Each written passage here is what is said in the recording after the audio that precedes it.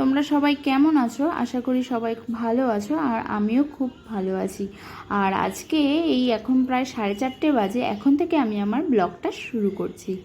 4:30 বাজে, এখন আমরা যাব হচ্ছে আমি আর আমার প্রিয়ম সেনা আমার বোনের বাড়িতে আজকে জন্মাষ্টমীর পুজো আছে। তোমাদের দাদা যাবে না, তাই আমাদেরকে আগেই দিতে আসলো স্টেশন অবধি।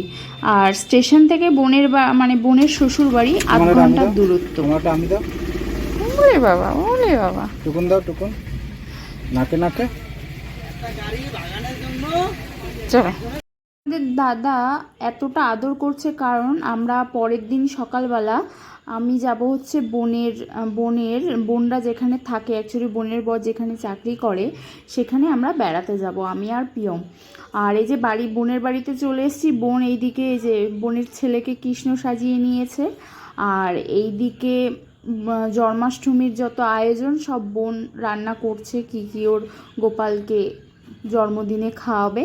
আর এই যে মা বাবা তো চলেই এসছে, দুজনেই এসছে, আবার রাতেই চলে যাবে। আর এই যে এখানে বোন সব কিছু রেডি করে নিয়েছে, কত সুন্দর নিজের হাতে সব কিছু নিজে রেডি করে নিয়েছে। আমার ছোট্ট বোনটা কত বড় হয়ে গেছে, আর আজকে ও সব নিজের হাতে করেছে। 12টায় পুজো শুরু, আর এদিকে প্রিয়ম তো কোনো ঘুমানোর নামই নেই।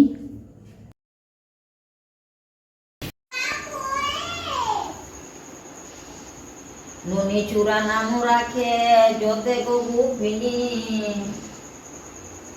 কালো সোনা নাম রাখে রাধা বিনোদিনী। পূজা রাখিল নাম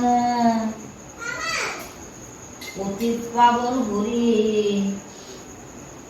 চন্দ্রাবলী নাম রাখে মোহন বংশীদারী।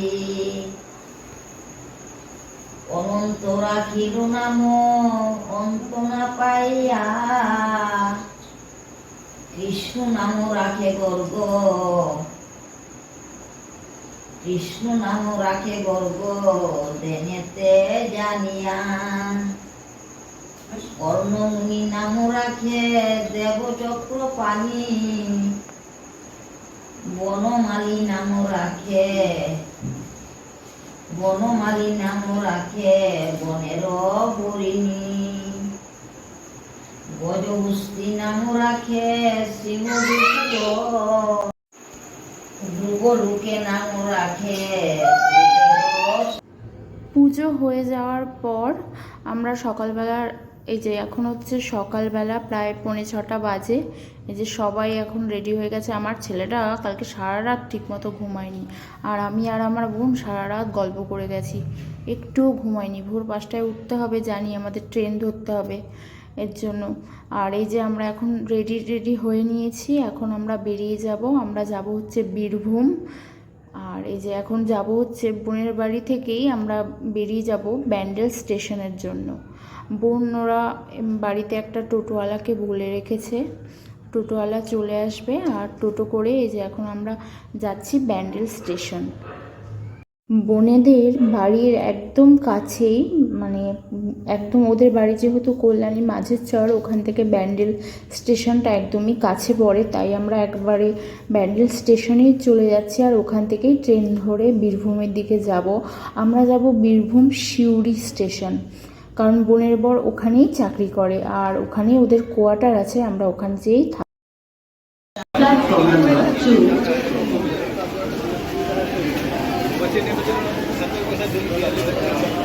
হেই বাবা, এখানে আসো।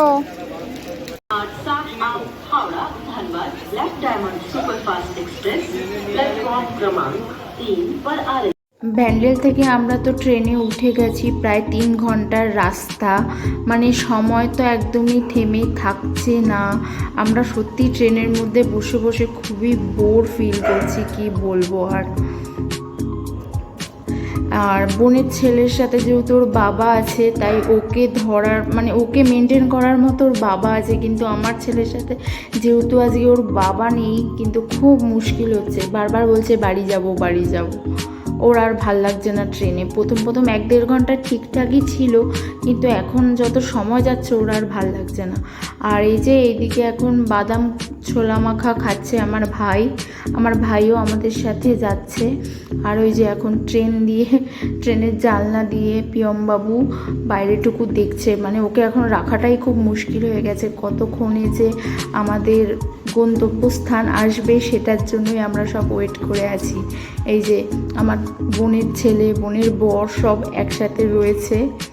ওকে তো তাও রয়েছে, বোন ওদিকে বসে আছে। আর ভালো লাগছে না, মানে কালকে ও জন্মাষ্টমীর যেহেতু উপোস করেছিল, তারপরে সেই আবার সকালবেলা উঠেই আমরা চলে এসেছি।